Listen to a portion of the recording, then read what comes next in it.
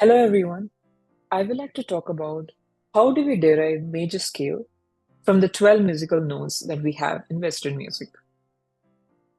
Before we derive the major scale, I would like to give a cheat code on how to write the notes itself in the Western music. The first thing you have to remember is a cheat code I would like to give all of you, which is be excited. B and E are the two keys that does not have a sharp notes associated with that. For example, if you look at this order, A sharp, B, and then we don't have a B sharp, we go back to C, C sharp, D, D sharp, and then we have E. E sharp does not exist, so we go to F, F sharp, G, and G sharp, and then it repeats. Here we can see clearly that B and E does not have a sharp. This is one quick way to remember the 12 notes in the Western music. There's also a flattened version for this particular sharp scale. What you got to do is, we have to find the next half note in the order, which is nothing but the next key in the order. For example, A sharp, the next key is B. We just have to flatten that particular half note, which is B flat. For A sharp, we write it as B flat. For C sharp, we write it as D flat.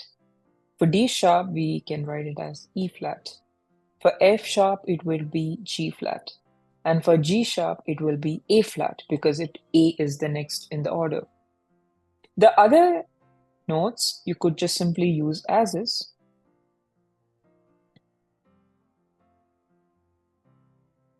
Now, one thing to note, this cheat code which I showed you about be excited, isn't it?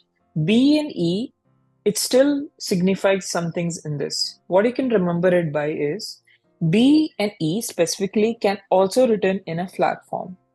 And for that, B, it will be C flat. And for E, you can write it also as F flat. This is the only tiny detail that you gotta remember for the flattened version.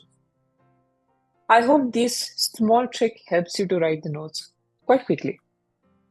Now let's go to the next part, which is to derive the major scale from these notes. To make this easy, I have come up with a cheat code for this as well. And that is, we want happy walks with wonderful heartmates. We want happy walks with wonderful heartmates. There's only two notes, or rather two words which you have to remember, which is for W, it's nothing but the whole note, and for H, it is nothing but representing the half note. I've already explained what half note is, which is nothing but the next key in the order. A whole note is nothing but it will be next to next, so it's like two distance. Half note is one distance, and whole note would be two distance. For example, for a half note of it would be A sharp, and a whole note for A would be B, which is a distance 2. So I've converted our cheat code into different ways, the steps that we represent for it. So we have 2 steps, 2 step, 1 step, 2 steps, 2 steps, 2 steps, and 1 step. This is the only thing you have to remember to write a major scale. Let's just take an example. We'll take A major. We start with A, and then we simply follow this formula which I just wrote down. We first write A, start with 2 steps. From A, it is A sharp B, which is the 2 steps. We write it as B. From B, jump 2 steps, which is C, C sharp. From there, we go 1 step, which is D. From D, we go 2 steps again, which is E. From E, we go again 2 steps, which is F sharp. And then from F sharp, we go 2 steps, which is G sharp. And then for G sharp, we have just remaining, which is 1 step, which goes back to A. Now, since we have come back to the same note, that means we've written the major scale correctly. Let's go to the next example, which is D sharp major. We follow the same pattern of 2 steps, 2 step, 1 step, 2 step, 2 step, 2 step, and 1 step. We get this. Now, there is some difference that you find between these two, right? If you notice, G and G sharp, it's kind of like two notes are redundant here, where it's quite difficult to remember in this way. It's always better if you have like unique notes in it. Instead of using this D sharp major, since it's a bit complicated to remember, you could just simply use the flattened version of this particular major scale to make things simple. So the D sharp version, the flattened version would be E sharp major, E flat major.